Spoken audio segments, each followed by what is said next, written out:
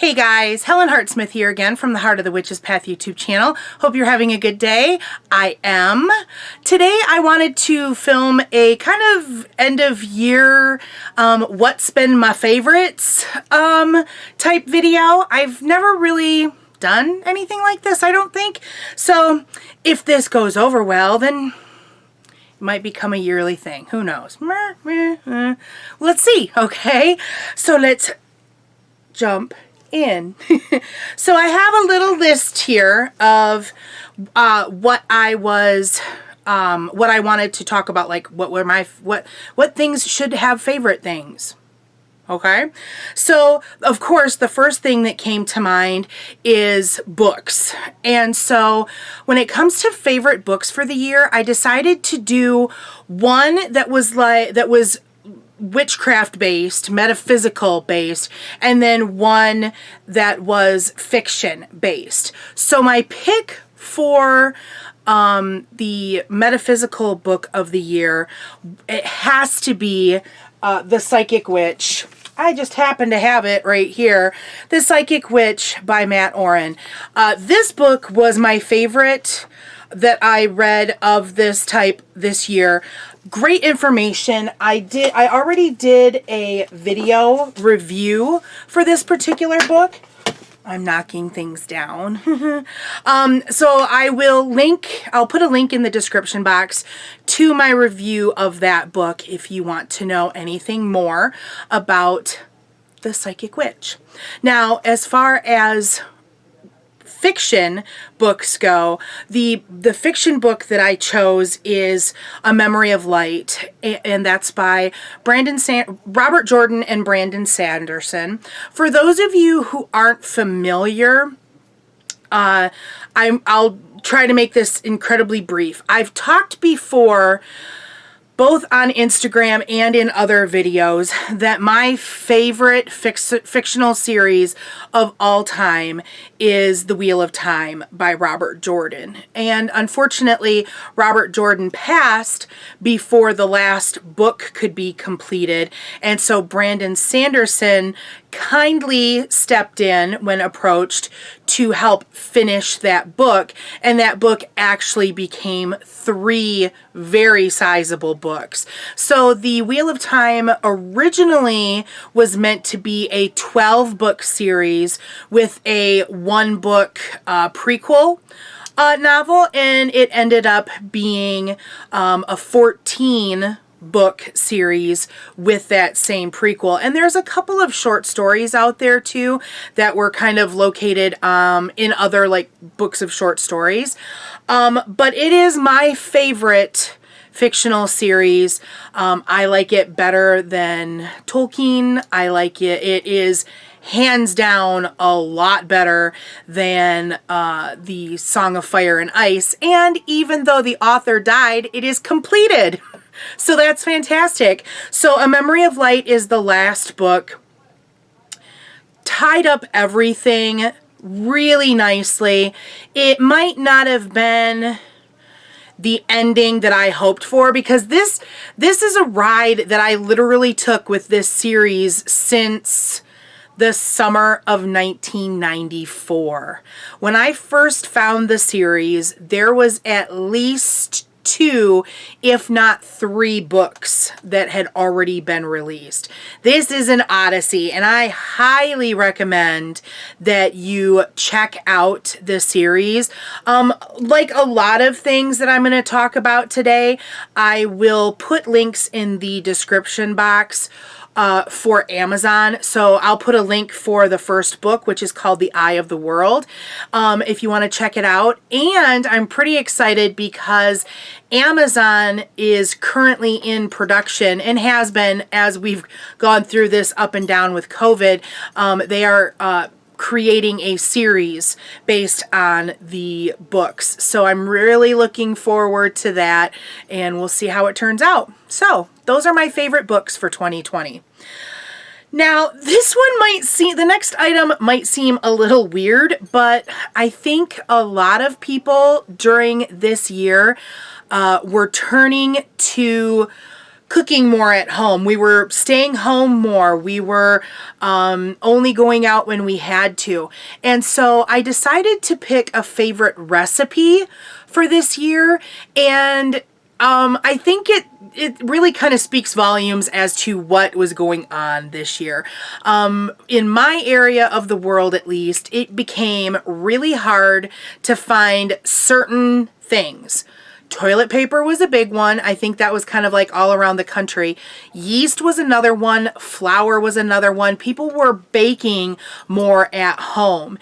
And so my favorite recipe, I wish I would have thought to grab the book, but it's currently out in the living room. I got this recipe from an actual witchy book, and I've talked about this recipe. I've talked about this book. It's by Erin Murphy Hiscock, and the book is The Witch's Book of Self-Care. And the recipe that I'm talking about is her basic white bread recipe.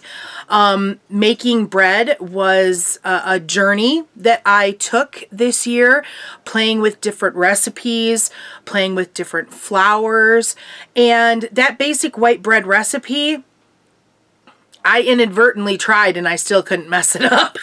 So I will definitely put a link to that book if you're interested in that recipe. She's got a lot of really cool recipes, both things to cook and some craft recipes in there. So again, I've talked about it before. Definitely worth checking out. Now, the next thing on my list is YouTube channels. I don't know about all of you, how things went. I was lucky enough that I was able to, I've worked pretty much all year. There was 1 month where I only worked like 1 day a week. And so, you know, even with that, I found myself kind of turning to YouTube more and watching different channels that I hadn't watched before, finding some new favorites and things like that. And I found myself delving into topics on YouTube that I never looked at before. And so I've got a couple of favorites, and again, I will link them in the box so that if you're interested in checking any of them out, you can do so as well. So I've kind of put them together in like a genre type category. So the first one is just kind of like life in general, and how there are some folks out there that are documenting their life on YouTube. And the first channel I want to talk about, literally, if it weren't for these guys, I think I might have lost my marbles during this pandemic. And that is Trent and Allie. That's the name of their channel. It's a young couple that were living out of their van. They had converted I don't even remember what kind it is, but they were living out of their van, and they were steadily making their way down through South America, and they were going to end up at the tip of South America. And I came across them when the coronavirus was starting to come into Argentina, and there was talk of borders closing and all this kind of stuff. And so they had to make the tough choice about, you know, leaving their van in Argentina and flying home before they couldn't fly home. And so I've been watching their adventures, and they're currently building a house in the mountains in Montana, or in Utah, and they're a great couple. They've got a great vibe, great energy. I love them. I mean, they seriously just, they're great. Another channel that kind of fits into that same genre is one called Life Uncontained. And this is another couple who live in Texas, and they are actually building a home, and it's all off grid, and they're doing it themselves. So it's their adventures in solar power, in installing cisterns to collect their own water. They're using shipping containers to build their home. And it's been like a 2-year journey for them, and they have a daughter that they had throughout this process as well. And so it's really interesting to see a project. And again, I haven't watched them from the get-go. It was something that I stumbled across, but it's really cool. I've actually kind of learned some things about house building from both of these channels now. I'm not going to go out and build a house, but at least I have learned a little bit about them. So those are kind of cool. I've also really been looking into homesteading videos. 2 channels specific would be the Homesteading Family and Cosmopolitan Cornbread. Homesteading is something that I got thinking about, again, because of the pandemic and because of shortages, and what was that going to mean for us as a society. And so the roomie and I, we were already canners.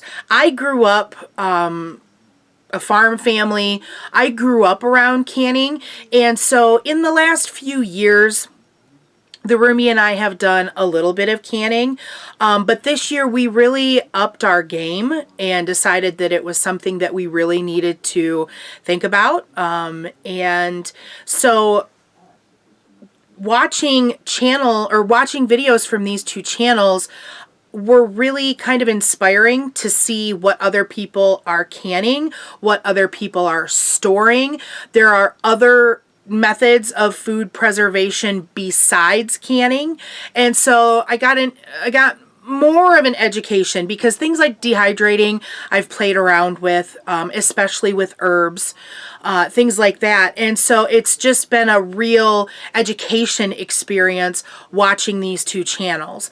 If anyone is interested in looking at those 2 channels, and if you're watching me, then I'm going to kind of make a guess that you are pagan in some way. If you've kind of found your way to this channel, then I think you're probably pagan in some way.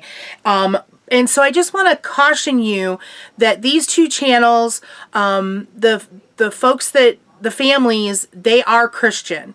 And so there will be some topics, there will be some videos that you might want to kind of skip over, because the Christian content might be a little more than you're willing to deal with, and that's okay.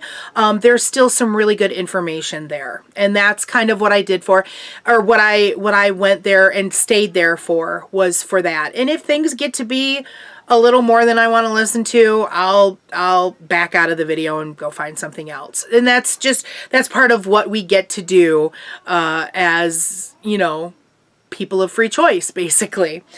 So there's another channel that I literally just stumbled across it, and it's the strangest thing, and I keep going back for more because I'm addicted now. There is a channel called Cole the Corn Star, and this guy is a 24-year-old farmer living in Iowa, and I came across his channel because he moved into his grandfather's house, which was like the family home, and it's this big, beautiful house, and it was full of stuff, and so he was decluttering and cleaning, and that's how I stumbled across it. But now I'm learning about farming and learning the difference between a corn head and a bean head, and the roomie and I both watch, and it's kind of funny, and it's just enjoyable. So I don't know. It's kind of a guilty pleasure. Let's be real, okay? Also, something I knew that was out there, but I didn't know the size of the community, is people that are interested in the curation, in the making of, and educating about historically accurate garments. And you know, we've done Ren fairs. I'm into steampunk. I've always been interested in the Victorian era.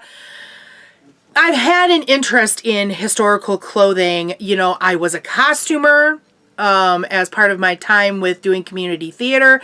But Abby Cox has a channel that is less than a year old.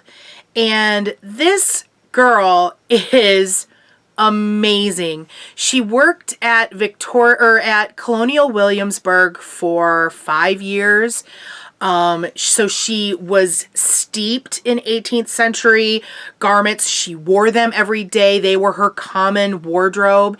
And her channel is really fun. If you're into sewing, she sews things. She unboxes historically historical pieces that she's purchased from vendors, and she goes through them. She tries to, like, you know, deconstruct them and talk about the fabrics and what it's made from, how it was made, and things like that. And she's a recent find, and she is a joy. She's absolutely a joy to watch. Now, strangely enough, there's only one witchy channel that I have watched consistently throughout this time, and it's someone that I came across new. I kind of stopped watching other channels, which that's kind of a whole other video that I'm thinking about, like, do I want to talk about? But so this is a new one, and this is the Green Witch. This is a young woman whose name is Annie. She grew up in Virginia, I believe it is. Most recently, she's just moved to Washington State, and she's very much into herbs and creating balms and different herbal concoctions. And I think that I really connected with her because that's partly where my journey took me this year as well. And so I highly recommend her. She makes beautiful cinematic videos. She's very sweet, and I really, really like her, so I hope you check her out. Next item on my list is music. I've recently done a video about music that inspires me, so I don't want to go too much into this group because I kind of talk about them more in that video, so I'll put a link there. But the music that I've really been appreciating is Fawn, and I went with Fawn. There might be like some other bands that I've listened to more, but I've heard of them before. So Fawn was actually a new group that I had just heard about in this last year, and so getting to know their music and things, it was a favorite, and it was something that I could add to this other music that inspired me that I did the video about. So that's all I'll say about music at this point, okay? Moving on to stones, crystals. Do you know how hard it is to pick a stone as a favorite for me? It's really hard.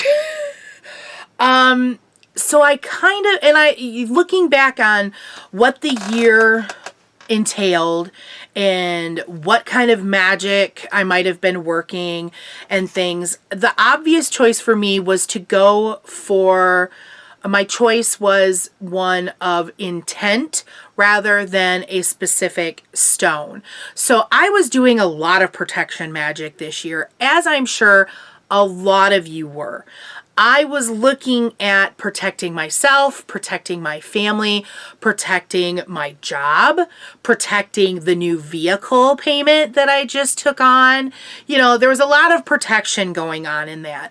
And so there are lots of stones that can be used for protection work. But for me, my go-to when it comes to protection is always stones of the black color. So your obsidian, your Apache tear, your onyx, your jet, your black tourmaline. These are the ones that I gravitate towards for that kind of magic, as well as hematite. I wanted to include hematite into this discussion because protection magic was just, it was that big for me. And so, yeah, those are my go-to stones for protection work. Next on the list is herbs. You know, I made this list up my dang self of like what to cover, and stone and herb was the hardest. This year, I really wanted to devote a great deal of study and want to devote more study to herbs and their healing, their medicinal properties. I've spent many, many years working with herbs from a magical perspective. But now, and again, this kind of comes back to the situation that we found ourselves in this year. I want to look at medicinal qualities of herbs. And so I was playing around with, I started, you know, dipping my little fingers into the art of creating my own infused oils that I then in turn created my own healing balms and things like that. And so that's kind of where a majority of my time went this year. And so there were two. I couldn't narrow it down to one. I took it to two. And the first one is peppermint. Peppermint is it is my favorite tea in the entire world. I love peppermint tea, drink it whether I'm sick or not. And so peppermint is a go-to, and there's so many qualities that peppermint can be used for. And so that was definitely a favorite. But then when it came to my healing infused oils and things like that, I really worked a lot with calendula. There's two different ways of saying it. So, you know, like many things, I think I normally pronounced it calendula, but I think a lot of people might say calendula. Whatever. They're beautiful golden flowers, and they're a great healing plant. It's good for your skin. It's in a lot of healing ointments and things like that. And so I really want to grow my own, but have not been able. I found a hybrid this year that I actually bought a couple of plants of that I'm hoping will come back next year. And if they do come back, maybe I will then harvest some and see how they work, you know, next to regular calendula, whatever. But that's been my favorite herb. It makes a beautiful golden colored infused oil. I love it. Love, love, love. It's got a really neat scent to it as well. Next on the list is my favorite paper product of the year. And this might seem kind of silly or whatever, but I have, for the last at least 2, if not 3 years, I have bought the same planner and I love it. I know that I've done a video on the first one that I bought. I have my 2021 planner already purchased, and it's been here for a long time. And I love this planner so much. And so this planner is, let's see, it's the Coloring Book of Shadows Planner for a Magical 2020. This is by Amy Cesari. Yes, this is just the cover of the 2020 planner, and that's because this normally comes in I usually get the soft cover paperback that's roughly the same size as this Psychic Witch book. And actually probably just about the same thickness as well. And I've used it in that way, but I found this incredible Franklin Covey planner at a resale shop that this is like at least $100 planner, and I only paid $2 for it. And so what I did was, I'll kind of hold it up there. That's the planner there. I cut down my planner, and I bought, you can buy the hole punch, because there's 7 This is a 7-ring binder, this Franklin Covey. And so I had to cut it down. I had to cut it down this way and a little bit this way to get it to fit in there. It did not take that long. I used like an X-Acto knife and was able to do it without much issue. And then, of course, do all the hole punching and stuff.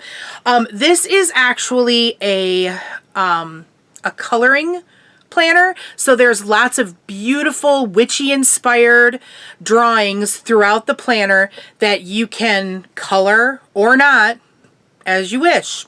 I generally don't have a lot of time to color, unfortunately, but I love the fact that it lists the moon phases in there. It'll list the day of Sabbats.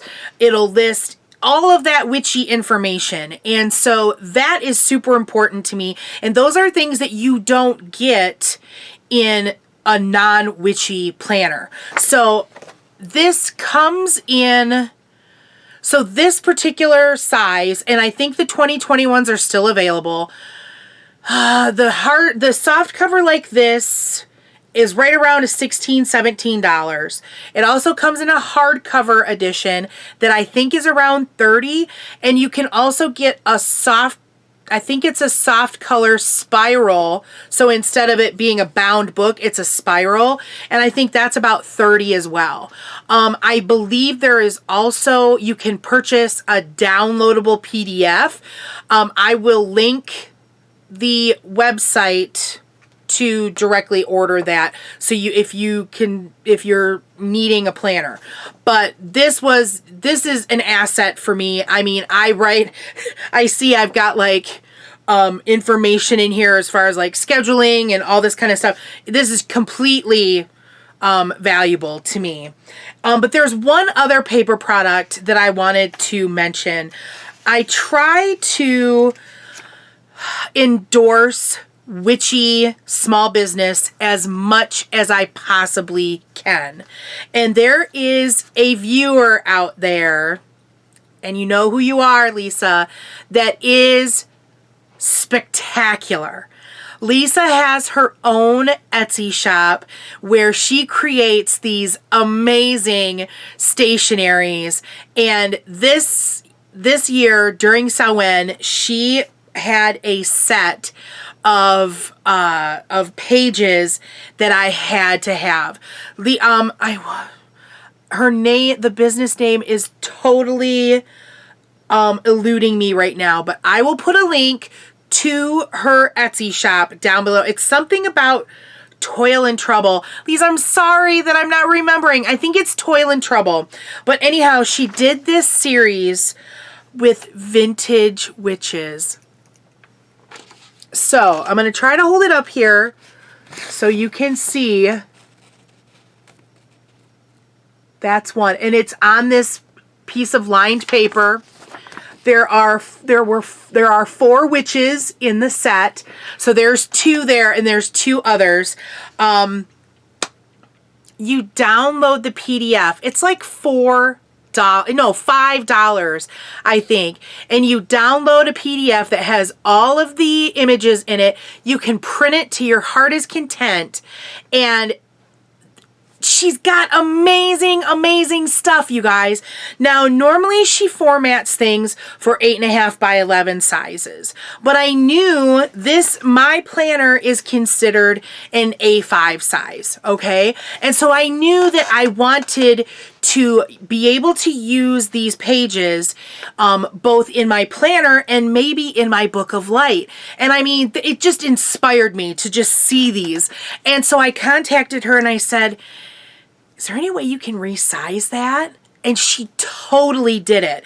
And she's like, I never thought about this size. Maybe it's something that I will offer, in general and stuff like that. So I invite you to go check her out. There was another Halloween witchy inspired set where the images were more like head and shoulders of witches, but more vintage look like that. She's got some beautiful Art Deco goddesses that I remember. There's fairies. There's all kinds of really neat stuff there. So I invite you, please, please, please, please go check her out and support local folks. Our witchy folks, our small business. Lisa, you're fantastic, and I know that I tell you that a lot. She's been a huge supporter of the channel and of my stuff, and I just love you, girl. Mwah! Next on the list is TV shows. So it took me a while to think about, TV shows has been hard for me to get into a TV show lately. But then I remembered, oh my gosh, and I had to go back to IMDb to make sure that it came out in 2020 because I was fearful that it might have been the tail end of 2019. My favorite show of this year, hands down, is Picard. Now, I'm a Star Trek fan. I don't know if I've talked about it much here. Both Kathy and I are big Star Trek fans. As a matter of fact, we originally met when we were members of a Star Trek fan club. That's how we met. And Picard, yes, it's only available on CBS All Access, but I'm here to tell you it is so good. I was a little concerned about how this was going to go down, but, these modern day Trek shows, Discovery, I was really concerned about, and I'm watching the current 3rd season and loving it. But Picard, I'm a next generation girl. I have the 1701D tattooed on my body. I am a next generation. I am a Riker fan. I am a Picard fan. And they did Gene Roddenberry proud with this show. So I invite you to, if you're into Star Trek, if you're into sci-fi, check out Picard. It's really a different take on the Star Trek verse, which is nice and refreshing and kind of takes us into a different area of the Federation and what the Federation is capable of. So that was really cool. So yeah, Picard for sure. And then I thought, okay, it's going to be Picard and that's it. Oh no, this end of year, something had to slide right in and take over, well, not take over, but become a favorite at the end. And that is a Netflix original show called Bridgerton. It's based on a series of books by Jackie Quinn, I think is the author's name. It's a fantastic show. If you have Netflix and haven't checked it out, do yourself a favor. It's fantastic. It's not historically accurate, and it's okay. It is literally, because it takes place during the Regency era, it is literally a feast for the eyes. The color, the grandeur, the beauty. The Roomie and I both enjoyed Bridgerton a great, great deal. Check it out. Now, an author that I want to read more of, definitely Rosemary Gladstar. I have one of her books, and I did a review on this, Herbs for Common Ailments. Rosemary has been working with the healing properties of plants for many, many years, and she is an author that Crystal suggested to me. Crystal is my go-to herb lady. And I've definitely been having a lot of conversations with her lately as I've journeyed into herbal study and using it more medicinally. And Rosemary Gladstar is definitely someone that I want to get more of her work. I want to read more and learn more from her. Okay.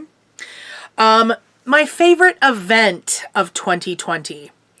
Unfortunately, like many of you, we had lots of plans that were happening in 2020 that got canceled. And I It's tough. It was a tough year for that. But I have to say that the one thing that I really will look back on fondly this year was the UP trip that the Rumi and Lee and I took.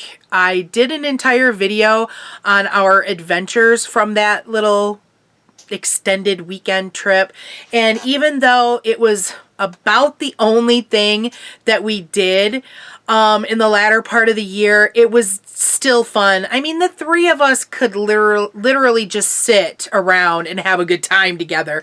But you pair that with rock hunting and seeing new places and hooking up with some old friends. It was definitely a great trip. And so that's some memories that I'll definitely carry on into 2021 very fondly. Now, craft project. As you all know, I am a crafty witch. I do sew, I bead, I do lots of crafting things. And so I thought, well, that might be kind of a fun topic to talk about. What was my favorite craft project of the year? And then I got thinking, well, what did I really do? I did a lot of baking. I did a lot of mask making and things like that. But I would really have to say that the herbal work that I did this year, the harvesting of my herbs, drying them, the creating herbal tinctures, infused oils, turning some of that into healing balms, drawing salves, anti-itch salves, things like that. That was incredibly enjoyable for me. Learning tips and tricks about, how to cut a big old block of beeswax that, I could, it was hard to chip away anything, stuff like that. That was those were crafts that I really, really enjoyed. And so I'm hoping to do more of that in the future and play around with that more. So favorite craft projects. That's going to be it. I had thought that maybe I would add my favorite film for 2020, but I didn't really have one that really stood out for me. So I guess for this year, I don't really have a favorite film. We couldn't go to the movie theaters. The film that I was really anticipating watching got postponed until 2021 for a release date. So I guess for now, no favorite film. Maybe if I do this next year, I will have a favorite. We'll see. So that's it. That's my favorites. I want to know about your favorites. What's your favorite stone or crystal from 2020? Your favorite herb? What's your favorite book? Do you have a favorite recipe? What's your favorite YouTube channel? That's not a plug for you to say Heart of the Witch's Path unless you really mean it, and I would be super grateful. But I want to hear about that. What are some things that maybe you're looking forward to doing next year? Did any of my favorites spark an interest for you to check it out? I want to know. Let me know in the comments. Like I said, I will definitely put links in the description box for all the different things that I talked about in this video. If I can figure out a link for something, you're going to have it. If you enjoyed this video or learned something from it, give it a thumbs up. If you haven't done so already, hit that subscription button. I've got some plans for 2021 that will hopefully be fun, and we'll see how it goes. Lots of links will be in the description box too for social media. Feel free to email me at heartofthewitchespath@yahoo.com as well. That's going to be it. This will be my last video for 2020. I want to wish all of you a very happy and safe new year. I think many of us are hoping that 2021 will be a much better situation than 2020. But I think that I learned something too from this year. And so while there was a lot of heartache and death and uncertainty, there's definitely things that we can still learn from this short 365-day year that made up 2020. Stay safe, you guys. Thanks for watching, and thanks for walking the path for a little while with me. Until next time, blessed be.